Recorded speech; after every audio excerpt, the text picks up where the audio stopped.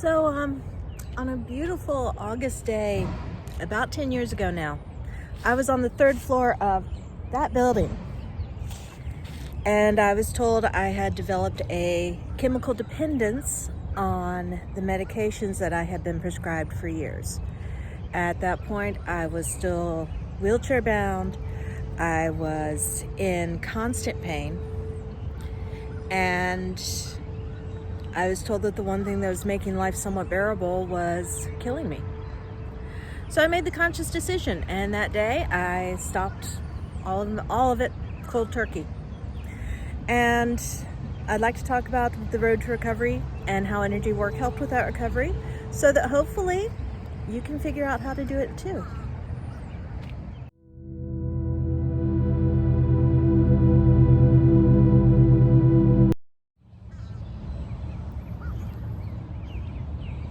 Now, I was already doing energy work long before I had even gotten sick. And I did it because it was a natural part of me. It flowed through me without even thinking about it. When I got sick and the medications I was prescribed pretty much shut me down for a while, I didn't do any of my quantum energy manifestation. And I really, at that point, was medicated enough that I didn't care that I wasn't doing this thing that was an inherent part of me. When I woke back up after choosing not to take those medications anymore, strange things started happening. When you're dealing with someone who is an energy worker and has been doing it for a while and has developed some skill at it, like you're turning into, things can happen unexpectedly. So 2 days after I decided not to take those medications anymore, we got hit with an earthquake here in coastal Virginia. That's a little bit unusual. 3 days after that, we got hit with a hurricane.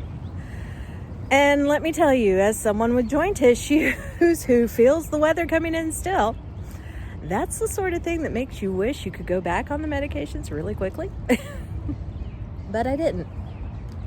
It's been 10 years and I have never taken any of those medications since. I still have after effects from them. It was a long time before the seizures from those meds being built up in my system died down enough that I could, have a somewhat normal life. But I did get through it. This is why I say that if you're using energy work as a form of recovery, it's hard. It's always hard. It's 10 years later, I still feel pain on a regular basis because I am still work in progress and I am still healing. I mean, it took a long time for my body to get into the bad shape. It takes a little while to get it back out. But I'm no longer dependent. I am no longer craving those medications. I am no longer willing to sell portions of my soul to stop feeling. And I've opened up. I've started my energy work again. I've learned so much more about how quantum energy creates this thing that I've always been able to do. And that's why I'm making these videos. I'm sharing that knowledge with you because now that I understand the mechanics of how and why it works, it makes it a lot easier to teach it to other people. And I honestly believe the more people who know how to do this, the fewer people are going to have that are chemically dependent on those little white pills that are prescribed in places like that. So the first thing you do when you're facing this decision is you recognize that, like all things energy work, this is a mental choice. 90% of the work is all up here. You make the decision that you're going to do this. You make the decision that you're going to reclaim your life. You choose to be you again. And you keep making that choice every day for 10 years. And every day when I wake up, I make that choice again. I choose to be the better me. I choose to be the real me and not a dependent me. So, that's the first step. You choose.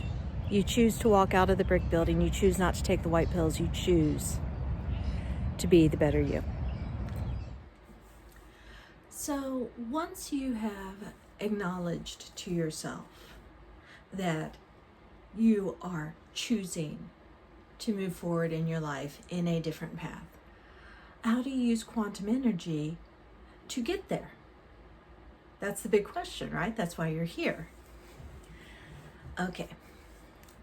This is going to sound really strange at first, but the more you think about how quantum energy interacts, the more sense it's going to make.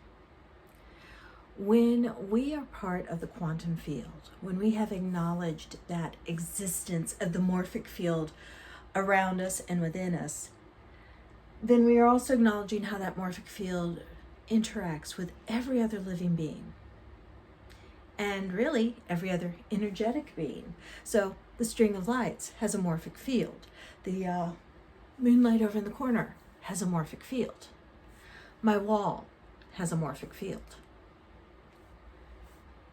As your energy is interacting with all these other energies, then it is changing how you interact with everything. See, part of why so many of us get into issues with pharmaceuticals is because we feel alone. And while those little white pills that I was prescribed never made my pain stop, they made me not care about it anymore. That's what a lot of people do. They don't know how to make the pain stop. They don't know how to stop feeling alone. So they find ways to not care that the pain is there. But when you are energetically connecting on a conscious level with the greater energetic field, the universal consciousness, whatever you want to call it, you realize you're not alone. On some levels, that's kind of freaky because, no one wants to feel like they're not alone when they're in the shower. But on another level, it becomes incredibly comforting to know that at any point in time, all you have to do is choose to feel that energy. And you can feel so many things around you and know that you are not the isolated being that you thought you were. Now, I will be the first to admit that I could feel alone standing in the middle of a crowd. I think that's a thing that happens quite a bit in modern society. So what do we do about that? If we sought comfort so that we wouldn't feel alone, and now we're moving into using quantum energy to keep from not feeling alone, how do we actually make this work? I'm glad you asked. The first thing is, remember this is a conscious choice. Whether we knew it or not, whether we want to admit it or not, feeling alone was a conscious choice. And allowing ourselves to feel our connectedness with everything else is also a conscious choice. So just like I make the choice every day not to take those little pills, what choice do you need to make every day to feel that connectedness with the universe as a whole? What choice do you need to make to not feel alone? And this is a hard thing to do. It sounds so simple when you just put it out like that, but if you are dealing with depression spirals, that's still a voice in the back of your head that, is comprised of everyone who's ever said anything nasty to you, really starts to eat away at you. So you have to make the conscious choice not to listen to that voice, not to believe what that voice is whispering to you. You have to make the conscious choice to go into a meditation that you know will open your energy up and allow you to feel that connectedness. You need to make the conscious choice to be a part of the greater whole. This all comes down to the decisions you make. But you aren't alone in making them. You aren't the only person facing these decisions. And I'm nothing special. I am a normal person who has been through hell and has started on the uphill slope on the other side. I'm not there all the time. I'll be the first to admit that. But I am at a point where I can turn around and look at you and say, hey, here's a step. Watch out for the stumbling block. Let me give you a hand up. And really, that's what these videos are. These are me reaching out a hand to you as we are traveling on a very rocky road together and saying, hey, here's what I'm experiencing. I hope this makes it easier for you. Now, if you're enjoying these videos, if you're finding value in these videos, please let me know. I love hearing from people. Go over to the community tab on my channel. I've got daily fun polls, and also I talk a little more in depth about some of the not so fun stuff. So, let me know. Talk to me. The more you tell me, the more I can tailor these videos to meet your needs. And if you don't want to expose yourself in the forum of YouTube, drop me an email. Let me know. I will be more than happy to sit and chat with you. I'll be more than happy to work with you in any way that helps you in your recovery. Because I know, Lord, do I know how hard it is to figure this out on your own. And there's no reason you should have to figure it out on your own when you've got someone who's sitting here saying, hey, let me give you a hand. So, I will see you on the next video.